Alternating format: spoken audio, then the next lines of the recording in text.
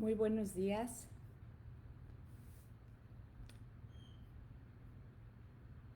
Bienvenidas a este jueves en Semillas de Esperanza. Vamos dando unos segundos a que se empiecen a conectar.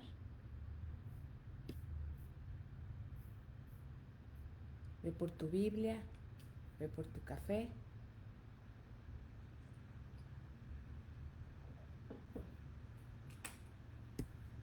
Y comenzamos. Déjenme checar la transmisión. Permítanme tantito. Si alguien puede ahí poner un comentario para ver que sí estemos transmitiendo, se los agradecería. Listo, parece que sí. Muy buenos días. Pues hoy comenzamos una nueva serie de los jueves, el fruto del Espíritu. Y bueno, como siempre, y primero que todo, me gustaría que me acompañaras a poner este tiempo delante de Dios, a pedir precisamente que sea el Espíritu Santo el que nos dirija a conocer cada una de las increíbles verdades que hay detrás de este pasaje de Gálatas. Acompáñame a orar. Señor y Padre, queremos exaltar tu nombre esta mañana, Señor. Queremos reconocerte como único Dios verdadero. Queremos darte las gracias, Señor, por tantas bendiciones derramadas, por el amor incondicional que nos tienes, Señor, por la paciencia, porque hoy, Señor, tus misericordias fueron nuevas para cada una de nosotras. Y quiero, Señor, poner este tiempo delante de ti. Quiero pedir, Señor, que tu Espíritu Santo hable a través de tu palabra en cada uno de nuestros corazones. Quiero que hoy nos reveles, Señor, lo que tú quieras acerca de esta verdad del fruto de tu Espíritu. Señor, que nos muestres las verdades a medias que hemos creído, las mentiras o las ideas preconcebidas, erróneas que tenemos acerca de lo que significa el fruto y acerca de lo que significa tu parte y la nuestra. Señor, te pido por cada persona que está escuchando esta transmisión, por cada persona que la va a escuchar. Te pido por sus cargas, por sus luchas, Señor, por sus necesidades. Te pido que hoy podamos dejar a un lado y en tus manos cada carga, cada dolor, cada necesidad, Señor, y que tomemos tu yugo que es fácil y tu carga que es ligera. Te lo pido en el nombre de Jesús. Amén. Pues bueno, como les decía, durante 10 meses estuvimos estudiando las parábolas de Jesús y en muchas de esas parábolas pudimos ver cómo la agricultura era un tema recurrente, era algo que Jesús enseñó para enseñarnos grandes verdades. Y como lo vamos a ver hoy, no solo fue en las parábolas, que la palabra de Dios está llena de ejemplos acerca de la tierra, la semilla, el fruto, la siembra, la cosecha. Está en toda la escritura. Es algo que Dios usa demasiado para enseñarnos verdades espirituales. En lo personal, este tema del fruto del Espíritu ya tiene un tiempo llamando mucho mi atención. Es algo de lo que constantemente hablo, es algo que la gente que viene aquí a mi casa siempre me ve apuntando hacia el baño, porque en el baño tengo unos corazones muy lindos donde está el fruto del Espíritu, donde puedo constantemente ver cuál es ese fruto del Espíritu. Pero como tantos temas tan populares, tan conocidos, tan predicados, también una realidad es que muchas veces no tenemos una idea correcta de qué se trata. Yo lo memoricé, lo compartí, lo leí, lo estudié, pero en realidad no me di el tiempo de estudiarlo así intencional, de meditarlo, de aplicarlo, de buscar más acerca de él. Y la realidad es que cuando comienzas a hacerlo, cuando comienzas a ser más intencional en estudiar la palabra, te sorprende. Nunca deja de sorprenderte. Hay que hacerlo, sobre todo con esos pasajes y esas verdades que son tan populares, porque ahí es, como las oímos tanto, pues sí, el fruto del Espíritu, pero ahorita vas a ver cómo me pasó a mí, pues no tenía mucha idea de lo que estaba hablando. Las animo a que en tu oración diaria le pidas al Señor que ponga en ti ese anhelo de estudiar, ese anhelo de ser intencional en buscar en las palabras, como dice el Salmo 1:2, sino que en la ley del Señor se deleita y de día y de noche medita en ella. Te vas a dar cuenta, conforme comiences a hacerlo, que como con muchas cosas, una vez que lo haces y más lo haces, más te gusta y más lo disfrutas. Meditar constantemente en la palabra y encontrar un verdadero deleite en ella nos trae demasiadas bendiciones. Pero la verdad es que una de ellas tiene mucho que ver con el tema de hoy, y si lees un poquito más adelante en el Salmo 1 dice, en el versículo 3, es como el árbol plantado a la orilla de un río, que cuando llega su tiempo da fruto y sus hojas jamás se marchitan. Todo cuanto hace prosperará. Da fruto. Y bueno, este salmo lo escribió David hace muchísimos años. Fueron 1000 años, aproximadamente 1000 años antes de Cristo, que David estaba escribiendo acerca del deleite, de permanecer en la palabra y acerca del fruto. Y ahora vamos a ver lo que muchos años después Pablo escribió, aproximadamente entre el 55 y 57 años después de Cristo, acerca del fruto, para entender de qué fruto estamos hablando. Y es Gálatas 5, 22, 23. Mas el fruto del Espíritu es amor, gozo, paz, paciencia, benignidad, bondad, fe, mansedumbre, templanza. Contra tales cosas no hay ley.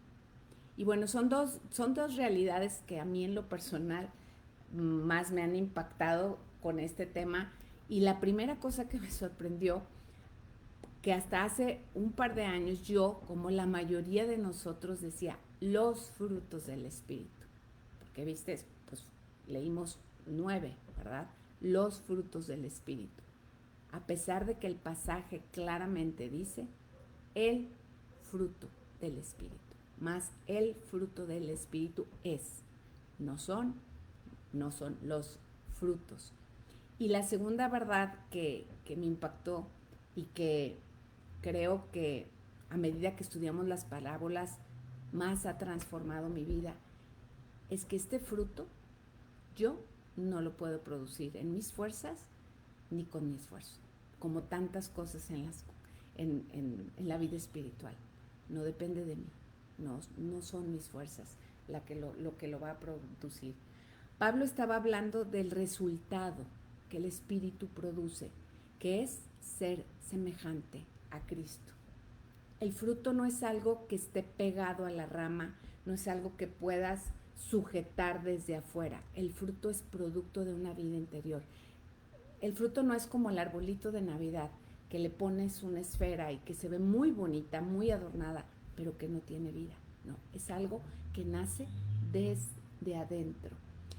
Y con demasiada frecuencia, tristemente, muchas veces ponemos atención a lo de afuera, a lo que se ve bonito, a lo que luce, como el servicio, como las acciones externas, como el resultado de las acciones externas. Esta frase me impactó mucho. El buen fruto es una vida de semejanza a Cristo, producida en nosotros por el Espíritu Santo mientras estamos permaneciendo en Cristo. La voy a leer otra vez. El buen fruto es una vida de semejanza a Cristo, producida en nosotros por el Espíritu Santo mientras estamos permaneciendo en Cristo. Y bueno, hay muchos libros que hablan del Espíritu. Les quiero leer solamente una fracción pequeña del pastor Miguel Núñez, que nos explica un poquito más este concepto que les acabo de decir. Dice, cuando hablamos de las virtudes descritas como parte del fruto del Espíritu, nos estamos refiriendo a cualidades o atributos que forman parte del carácter de Dios exhibidos en la persona de Cristo en su paso en la tierra. El fruto del Espíritu Es un llamado a parecernos a Cristo, quien murió precisamente para llevarnos de lucir como somos hasta lucir como Él. Qué hermoso entender esta verdad. Y bueno, como siempre que me gusta investigar en el diccionario y ahora un poquito en cosas de botánica, vamos a ver qué es el fruto, ¿no? Buscando definiciones, me encanta ver cómo tiene tanta conexión lo material, lo natural, con lo espiritual. Y al utilizar ejemplos tan comunes como la tierra, el fruto, las ramas, la vid, los pámpanos, esto nos ayuda mucho a entender de una manera más sencilla estas grandes verdades. Ahí les va algunas definiciones del fruto. Dice, es el producto de las plantas y de la tierra que tiene una utilidad. Es el órgano procedente de la flor o de partes de ella que contiene las semillas hasta que éstas maduran y luego contribuye a diseminarlas. Qué interesante, ¿no? Es lo que tenemos que hacer, llevar el evangelio. El fruto no solo protege, sino que también ayuda a la dispersión de la semilla, bien de forma activa o pasiva. Y bueno, esta analogía, si la vemos, de cómo el fruto se produce en la tierra de la semilla, cómo crece, cómo toma un tiempo, nos va a sorprender cómo es tan similar a la manera en que el Espíritu Santo produce su fruto en nosotros. Y bueno, vamos a ver una lista, ya saben que me gusta hacer listas, de verdades acerca de lo que es este fruto. Número 1, el fruto es uno, como ya lo vimos, ¿no? Como les decía, esta fue una de las primeras verdades que tenemos que entender, porque a mí fue así como, ¿cómo? Años y años, los frutos del Espíritu, los frutos del Espíritu. Y dice el pasaje, el fruto. Entonces tenemos que comprender que claramente el pasaje habla de un fruto. En ese versículo 22 que leímos de Gálatas, se utiliza el sustantivo singular carpos, donde dice más el fruto es carpos, que significa resultado, efecto o fruto.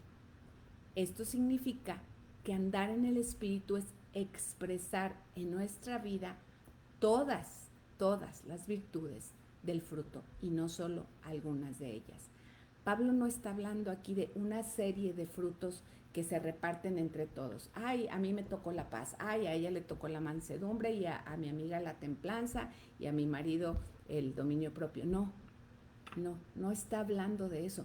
Tampoco nos dice que ciertas virtudes de estas listas, de estas 9, se nos van a dar de acuerdo a nuestra personalidad. Es que yo soy muy paciente, entonces creo que la parte del fruto que me toca es la paciencia. No, está hablando de una sola cosa, que embona esas 9, no de algo que va de acuerdo a mi carácter o mi personalidad.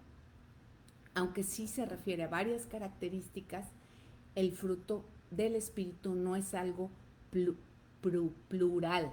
Estas 9 características o cualidades de caracteres son una unidad. Es el carácter cristiano perfectamente formado.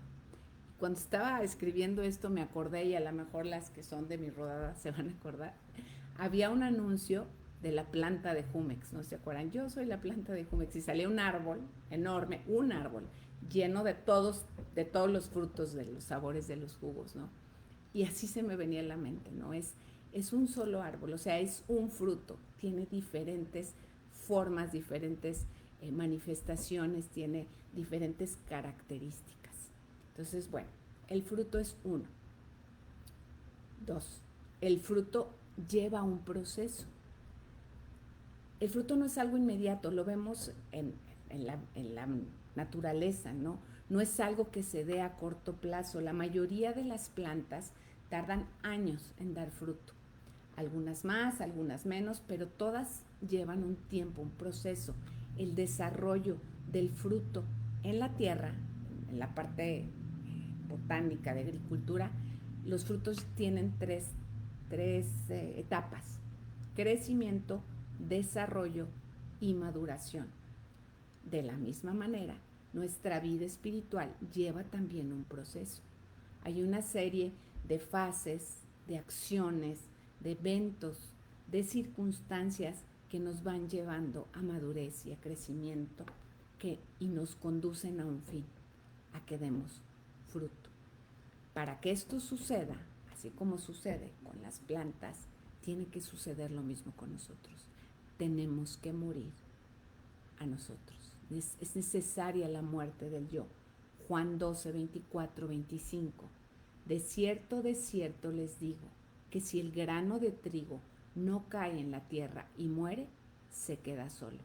Pero si muere, lleva mucho fruto. El que ama su vida la perderá, pero el que aborrece su vida en este mundo, la guardará para vida eterna.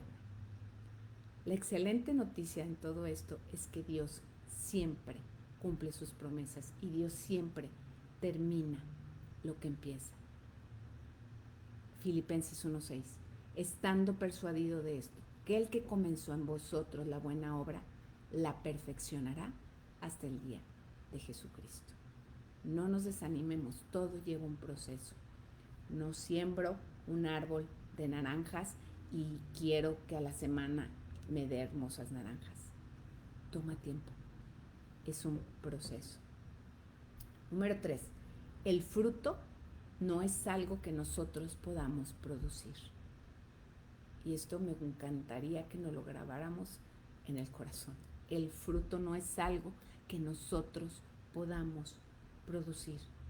La meta de todo creyente es reflejar a Cristo, pero eso solamente lo vamos a poder hacer si estamos unidos a la vid verdadera.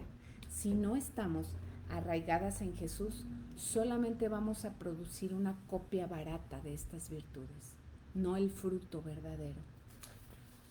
Juan 15, 1, 5. Yo soy la vid verdadera y mi Padre es el labrador. Él corta de mí toda rama que no produce fruto y poda, dolor, las ramas que sí dan fruto para que den aún más. Ustedes ya han sido podados y purificados por el mensaje que les di. Permanezcan en mí, esa es la clave, permanezcan en mí y yo permaneceré en ustedes. Pues una rama no puede, y repite conmigo, no puede producir fruto si la cortan de la vid. Y ustedes tampoco pueden ser fructíferos a menos que permanezcan en mí. Miren, una triste realidad es que muchos, demasiados diría yo, creyentes, viven intentando con sus esfuerzos, con su disciplina, con su determinación, con su obediencia, producir lo que solamente el Espíritu Santo es capaz de producir. El esfuerzo de la carne y la obediencia por motivos incorrectos no es más que orgullo disfrazado de piedad. Porque lo que verdaderamente Dios nos lo está pidiendo, y este pasaje lo dice claramente, es que rindamos nuestro ser al control de su espíritu, que permanezcamos, que estemos unidas como pámpanos a la vida. Esa es la única manera, y lo dice, no podemos producir fruto si estamos cortados de la vid, si estamos lejos de la vid, y Él es la vid. Ahí mismo en Gálatas, un poquito antes de donde está lo del fruto del Espíritu, leemos Gálatas 3, 1, 3, para que vean que los mismos problemas que estamos viendo o sufriendo como creyentes, eran exactamente los mismos problemas que sufrían en esas épocas. Vamos viendo qué pasaba con los Gálatas. Y Pablo les habla bastante fuerte, dice, hay Gálatas tontos. ¿Quién los ha hechizado? Pues el significado de la muerte de Jesucristo se les explicó con tanta claridad como si lo hubieran visto morir en la cruz. Déjenme hacerles una pregunta. ¿Recibieron al Espíritu Santo por obedecer la ley de Moisés? Claro que no.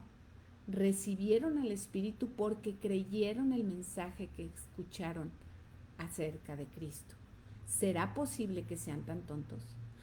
Después de haber comenzado su nueva vida en el Espíritu, ¿por qué ahora tratan de ser perfectos mediante sus propios esfuerzos?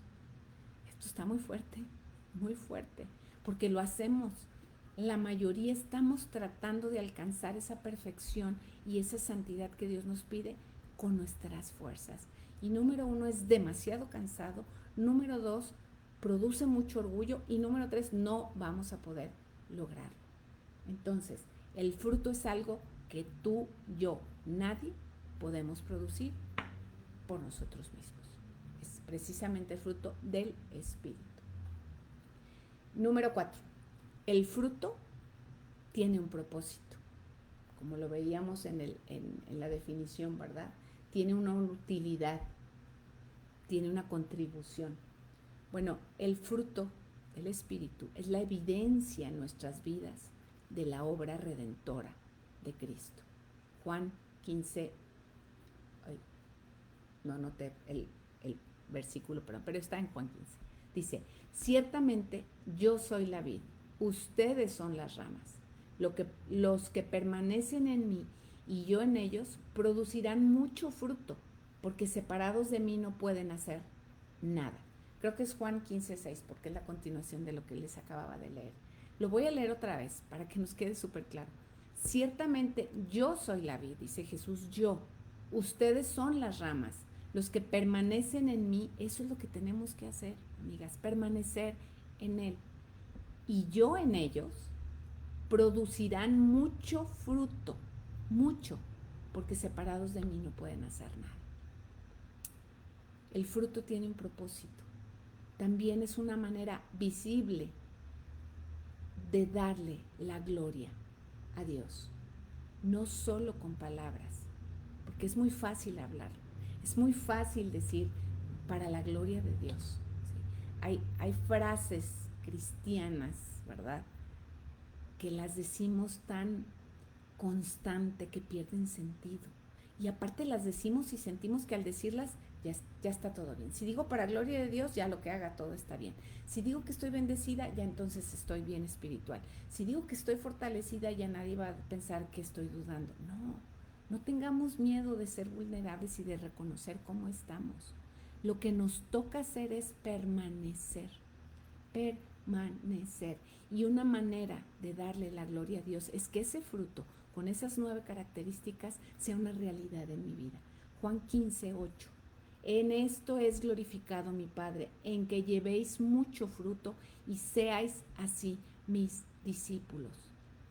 Y tengamos mucho cuidado. Llevar mucho fruto no es hacer 1000 cosas para el Señor, no es tener una mega congregación, no es tener estudios todo el tiempo, no es hacer en vivos todo el tiempo. Llevar mucho fruto es que Cristo sea visible en mi vida. Eso va a dar fruto. Otro de los propósitos del fruto es que los creyentes seamos consumidos con estas virtudes celestiales que vienen a reemplazar las obras de la carne, que es producto de nuestra naturaleza pecadora. Estas 9 virtudes que conforman el fruto son las que empujan fuera las obras de la carne. Y ahorita vamos precisamente en el siguiente punto de hablar de estas obras de la carne. El número 5. Existen plagas, que son las obras de la carne, que impiden que demos fruto. Esta definición está muy diferente a lo que uno piensa cuando piensas las obras de la carne, pero creo que engloba perfectamente lo que es. Dice, el caminar en la carne significa procurar una vida en términos de lo que yo puedo lograr. No se le esperaban, ¿verdad? Pensaban que el caminar en la carne significa mato, robo, fornicación, todo eso. Bueno, eso es el reflejo. Pero el caminar en la carne significa procurar una vida en términos de lo que yo puedo lograr. Eso es caminar en la carne. Y tendemos a pensar, como les decía, que las obras de la carne son solamente aquellos pecados escandalosos e innombrables, ¿no? Aquellos de los que, yo no sería capaz de hacer, ¿no? Aquellas acciones que la comunidad cristiana ha estado por años nombrando como pecado, pero que bíblicamente no lo son. Miren, Hago un paréntesis aquí. Hay un versículo que dice, todo me es lícito, pero no todo me conviene. Tristemente, lo que a lo mejor a un líder, un pastor o a alguien en autoridad no le convino, lo hizo ley y lo nombró pecado, cuando en realidad no era pecado.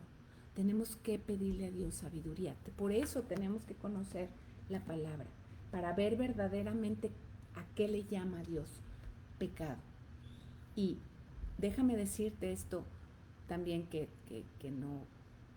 no lo pensamos, creo que casi nunca, pero tristemente una preocupante realidad es que uno puede hacer toda clase de actividades religiosas en la carne. La carne puede predicar un sermón, la carne puede cantar en el equipo de alabanza, la carne puede mostrar devoción a la hora de la Santa Cena, la carne puede llevar a otros incluso a Cristo, la carne puede tener un ministerio, la carne puede hacer todas estas cosas, pero es abominable a los ojos de Dios, porque es solamente actividad religiosa. Obviamente no hay nada al contrario malo en cantar alabanzas, predicar, tener un ministerio, compartir. No, el problema, lo que está terriblemente mal, es el poder en el que se está confiando al hacerlo. Y muchas veces es la carne, no es el espíritu. Les hago una pregunta. ¿Estamos de manera natural constantemente sirviendo humilde a otros, con mansedumbre y reverencia, con bondad? ¿Sale de manera espontánea y natural estas actitudes y estas acciones correctas? No, para nada, para nada. El andar en la carne no nos cuesta nada, eso sí sale natural en nosotros, eso se nos da. Lo que sí requiere una constante diligencia y permanencia en Jesús es el andar en el Espíritu. Y bueno, no voy a dar mi opinión, voy a leerles este pasaje que lo deja más que claro. Lo voy a leer en la NTV, es Gálatas 16, 23. Dice, por eso les digo, dejen que el Espíritu Santo los guíe en la vida. Entonces no se dejarán llevar por los impulsos de la naturaleza pecaminosa. La naturaleza pecaminosa desea hacer el mal, que es precisamente lo contrario de lo que quiere el Espíritu. Y el Espíritu nos da deseos que se oponen a la naturaleza pecaminosa. Estas dos fuerzas luchan constantemente entre sí. Entonces ustedes no son libres para llevar a cabo sus buenas intenciones, pero cuando el Espíritu los guía, ya no están obligados a cumplir la ley de Moisés.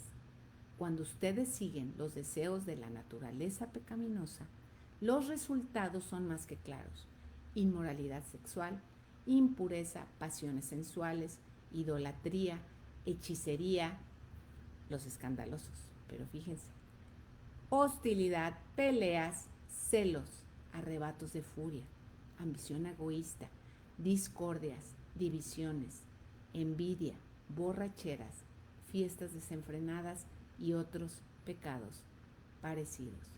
Permítanme repetirles lo que les dije antes. Cualquiera que lleve esa clase de vida no heredará el reino de Dios. En cambio, la clase de fruto que el Espíritu Santo produce en nuestras vidas es amor, alegría, paz, paciencia, gentileza, bondad, fidelidad, humildad y control propio. No existen leyes contra estas cosas. Qué interesante. Los deseos y las obras provienen de la carne. Los frutos, el fruto, proviene del Espíritu. ¿Por qué? Porque eso es algo que humanamente es imposible de producir. Lo de las cuestiones de la carne, les digo, se nos da facilito. Cooperamos, nos vamos, nos gusta. Muchas de ellas son muy agradables. El fruto del Espíritu es algo que nuestras fuerzas no podemos producir. Y bueno, número 6, ¿cuál es nuestra participación en la producción del fruto? Ya vimos que es uno, ya vimos que tiene un propósito, ya vimos que lleva un proceso, ya vimos que no lo podemos producir, que existen plagas. y obviamente no lo podemos producir, pero sí tenemos una responsabilidad en todo esto. El hecho de que sea la obra del Espíritu no nos exime de hacer la parte que sí nos toca. Vivir la vida que Dios quiere que vivamos. Para poder hacerlo tenemos que entender muy claro en todos los aspectos cuáles son nuestras responsabilidades y cuáles son las cosas que son exclusivamente la obra del Señor. Esto de verdad nos va a traer un descanso increíble. La vida abundante que Cristo nos ofrece fue diseñada para vivir en el poder del Espíritu, bajo la sumisión a su señorío y guiados por medio de su palabra. Como les decía, tristemente, muchos, la mayoría, entramos a la vida cristiana y muchas veces continuamos caminando, haciendo grandes esfuerzos de voluntad, confiados en nuestra propia determinación de obedecer, en lugar de rendir nuestras vidas al control del Espíritu. Ahora, esto no quiere decir, como les decía, que me voy a sentar esperada, ¿verdad? Me voy a sentar, a esperar que el árbol, siembro mi árbol de naranja y ahí estoy nomás viendo, ¿verdad? No, hay parte que me toca. Yo tengo que regar, yo tengo que podar, yo tengo que hacer ciertas cosas. Igualmente aquí hay cosas que necesito cumplir y la palabra está llena de asignaciones que como hijos que ya somos, tenemos que cumplir. Gálatas 5, 24, 25. Pero los que son de Cristo han crucificado la carne con sus pasiones y deseos. Si vivimos por el Espíritu, andemos también por el Espíritu. No nos hagamos vanagloriosos, irritándonos unos a otros, envidiándonos unos a otros. Nos toca crucificar nuestra carne. Ese es nuestro papel, ese es nuestro trabajo, crucificar la carne. El problema es cuando en vez de crucificar la carne, nuestro esfuerzo está en tratar de generar un fruto que ya vimos que no podemos generar, y en vez de andar crucificando la carne que sí la podemos crucificar, estamos desgastándonos acá donde no tenemos poder para hacerlo. Nuestro trabajo es, como ya vimos, permanecer en el Espíritu. ¿Y cómo lo hago? Pues no contristando ese Espíritu. ¿Qué significa esto? Es otra cosa que oímos mucho. No contristes al Espíritu. ¿De qué se trata? ¿No? ¿Cómo es que no? ¿Qué tengo que hacer o qué tengo que dejar de hacer para que el Espíritu no esté contristado y realmente pueda generar su fruto en mí? Efesios 4, 30, 32. No entristezcan al Espíritu, es otra versión de contristar. No entristezcan al Espíritu Santo de Dios con la forma en que viven.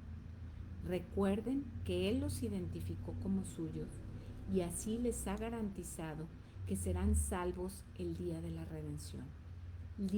Líbrense de toda, esto nos toca a nosotros, líbrense de toda amargura, furia, enojo, palabras ásperas, calumnias y toda clase de mala conducta. Por el contrario, sean amables unos con otros, sean de buen corazón y perdónense unos a otros, tal como Dios los ha perdonado a ustedes por medio de Cristo. ¿Qué tengo que hacer? Aquí solo hay una lista. Con esto tengo. ¿Sí? Con esto tengo para no estarme preocupando de hacer lo que no me toca hacer. Tengo que librarme del enojo, de la ira, de la amargura, de la mala conducta. Tengo que ser amable. Tengo que perdonar. Eso me toca a mí. Jesús nos llama a tomar su yugo, que es fácil y ligero.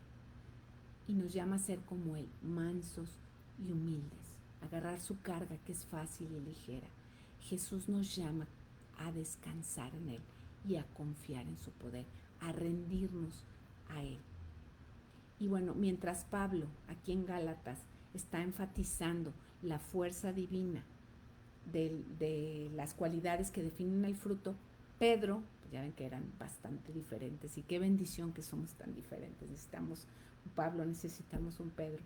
Pedro pone más el énfasis en la responsabilidad que tiene el creyente de adquirirlas. Como les decía, es un trabajo en conjunto, en equipo. Obviamente el mero es Dios, ¿no? Es el Espíritu, pero claro que nosotros tenemos que hacer nuestra parte. Segunda de Pedro 1, 3, 8. Todas las cosas que pertenecen a la vida y a la piedad nos han sido dadas por su divino poder, mediante el conocimiento de aquel que nos llamó por su gloria y excelencia. Por medio de ellas nos han dado preciosas y grandísimas promesas, para que por ellas ustedes lleguen a ser partícipes de la naturaleza divina, puesto que han huido de la corrupción que hay en el mundo por causa de los malos deseos.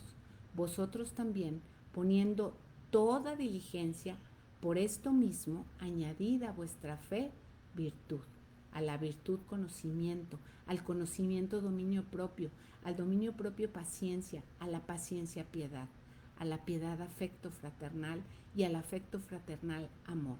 Porque si estas cosas están en vosotros y abundan, no nos dejarán estar ociosos ni sin fruto en cuanto al conocimiento de nuestro Señor Jesucristo. Todo se entrelaza. Es como si nosotros buscáramos esto, el dominio propio, el amor, la paciencia, la procuremos, pero el que hace la obra maravillosa y milagrosa es el Espíritu Santo. Pero claro que tenemos una parte, claro que tenemos una responsabilidad, claro que tenemos un trabajo. Y bueno, ya vimos muchas realidades en cuanto al fruto, espero que haya quedado más claro.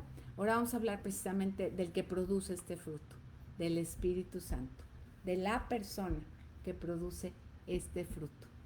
La Biblia nos muestra muy claramente que en el momento en que cualquier persona cree en Jesucristo como Señor y Salvador, en ese momento que cree verdaderamente, no estoy hablando de quien nada más dice la oración ni siquiera lo cree, recibe también al Espíritu Santo. De hecho, sin el Espíritu Santo simplemente seríamos incapaces de entender la obra redentora del Señor. No lo digo yo, lo dice la palabra, Efesios 1:13. También ustedes, luego de haber oído la palabra de verdad, que es el Evangelio que los lleva a la salvación, y luego de haber creído en él, fueron sellados con el Espíritu Santo de la promesa. El Espíritu Santo no es una fuerza mística que solamente está accesible para ciertas personas ungidas. No es una especie de genio de la lámpara que está ahí para cumplir nuestros deseos. El Espíritu Santo es Dios mismo, es la tercera persona de la Trinidad. Gálatas 4, 6, 7. Y debido a que somos sus hijos, Dios envió el Espíritu de su Hijo a nuestro corazón, el cual nos impulsa a exclamar: Abba, Padre. Ahora ya no eres un esclavo, sino un hijo de Dios. Y como eres su hijo, Dios te ha hecho su heredero. Uno de los principales propósitos de la vida del Espíritu Santo en la vida del creyente es precisamente transformar esa vida. Es el trabajo del Espíritu, no el nuestro, el conformarnos a imagen de Cristo, el hacernos más como Él. Nuestro trabajo es obedecer. Hechos 5:32. Y nosotros somos testigos suyos de estas cosas, y también el Espíritu Santo, el cual ha dado Dios a los que le obedecen. ¿Qué significa vivir por el poder del Espíritu Santo? Miren, este es un tema para otro en vivo, porque hay demasiada información y demasiada mala información acerca de esto, del vivir en el poder del Espíritu. Todas estas cuestiones relacionadas con el Espíritu Santo están llenas de abusos, de controversia, de mal uso, de desinformación. Por eso es tan importante, y no nos cansamos de repetirlo, que cada una de nuestras creencias las llevemos a la luz de toda la palabra, no nada más del versículo que sacamos. Tenemos que ver el contexto. Y sobre todo, miren, cuando yo tengo alguna duda, ¿saben a dónde voy? A los evangelios. El ver las cosas a la luz de la vida y del ministerio de nuestro Señor Jesucristo me aclara tanto, me quita dudas y me hace pasarlas por un filtro perfecto. que es el Señor Jesucristo. Y en esto del espíritu existen dos posturas muy peligrosas y que son totalmente opuestas. Por un lado están los creyentes y las iglesias que quieren tener todo bajo su propio control, no bajo el control del Espíritu Santo, que creen que los esfuerzos y las disciplinas espirituales es lo que nos va a transformar, el cumplimiento nos va a transformar y es lo que va a dar fruto. Son aquellos que solo dependen de sí mismos y que no consideran esa fuerza sobrenatural del Espíritu Santo y mucho menos buscan su dirección. O sea, tengo el conocimiento, aplico el conocimiento, pero sin someterme a ese espíritu. Y por el otro lado están esas iglesias que ponen un énfasis demasiado fuerte en ser guiadas por el Espíritu Santo. Sin embargo, lo que están practicando en realidad es una teología de emociones basada en sentimientos. Muchas personas el día de hoy entran en una especie de trance emocional y comienzan a comportarse como si estuvieran fuera de sí y dicen que esa es una evidencia de la llenura del Espíritu. Risa incontrolable, la borrachera del Espíritu Santo, temblores, caídas. No tengo conocimiento, tengo toda la emoción, lo siento, lo percibo, lo intuyo, pero tampoco me someto al Espíritu Santo. Y en estos dos contrastes, el ego está muy involucrado. El orgullo está ahí disfrazado. Por un lado es yo sé, yo cumplo, yo hago. Por el otro lado está yo siento, a mí me habla, yo lo percibo, ¿verdad? Yo estoy por encima espiritualmente de muchos. Tengamos cuidado, tengamos mucho cuidado. Si deseamos saber verdaderamente cómo es la espiritualidad verdadera, ¿sabes qué tenemos que hacer? Mirar el fruto del Espíritu. En lugar de escuchar nuestros sentimientos, en lugar de escuchar, de buscar señales de parte del Espíritu por todos lados, porque la llenura del Espíritu no se manifiesta de esa manera, sino más bien a través de un carácter piadoso, con esas 9 características del fruto. Esa es la vida fructífera y eso no se trata de nosotros, porque les repito, no lo podemos producir nosotros.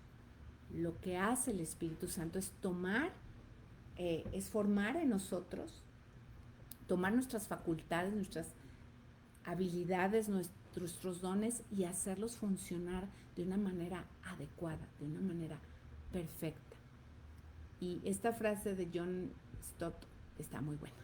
Dice, si el alcohol excesivo deshumaniza, transformando a un ser humano en una bestia, la plenitud del Espíritu humaniza porque nos hace como Cristo. El Espíritu no nos hace perder el control. El Espíritu nos hace ser como Cristo. El caminar en el Espíritu significa que tu vida se va a moldear a la de Cristo. Lo que te toca hacer, lo que me toca hacer entonces es aprender de aquí todo lo que dice acerca de Jesús, acerca de su trabajo, acerca de su ministerio aquí en la tierra, acerca de su carácter, acerca de sus reacciones.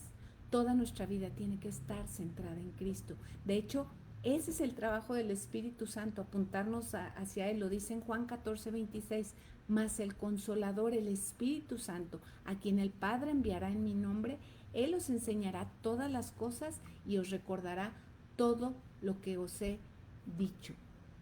Vivir en el Espíritu es precisamente eso, vivir esa vida abundante que Dios nos ofrece.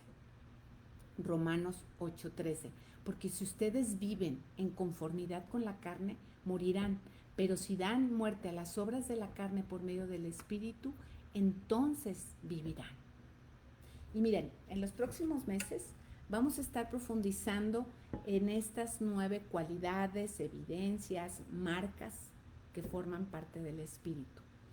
Tengamos en mente que a eso somos llamados, a que esas cualidades se vean en nosotros. Así nos tendríamos que ver como hijos, como herederas de Dios.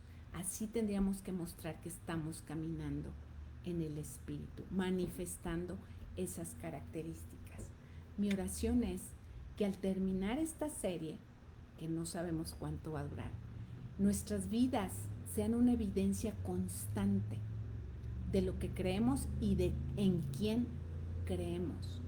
Que las personas a nuestro alrededor puedan ver la diferencia en nosotros. No por lo que hablamos, no por nuestro conocimiento, ¿verdad? No porque nos elevemos, sino porque puedan ver a Cristo en nosotros, puedan ver ese fruto, sea visible ese fruto y cada una de sus características en nuestras vidas. Te recomiendo que memorices estas nueve virtudes y que lo hagas a lo mejor con los dedos, ¿no? A veces hacer algo visual es más fácil, ¿no? Usando los dedos, empezar con eso. Es fruto, es uno, es del Espíritu, yo no lo produzco. Y luego empieza a memorizar amor, gozo, paz, paciencia, benignidad, bondad, fe, mansedumbre y templanza. Apréndetelas de memoria. Es muy probable también que cuando las veas, cuando las leas y piensas en las implicaciones que llevan todas estas características, a lo mejor te desanimes, a lo mejor desde antes te sientas derrotada e incapaz. Bueno, déjame decirte que eso es muy bueno, porque entonces vas a reconocer que tú en tus fuerzas no puedes generarlas, no las puedes producir. No te concentres, y esa es precisamente la idea, que no te concentres en generar el amor, la paz, en ser paciente, en tener fe, en tener mansedumbre, no, concéntrate en morir a ti y en dejar que tu vida sea controlada por el Espíritu Santo. Permanece arraigada la vida, ese es nuestro trabajo. Y ya para terminar, te tengo una excelente noticia en Romanos 8:27. Porque el que examina los corazones sabe cuál es la intención del Espíritu, porque intercede por los santos conforme a la voluntad de Dios.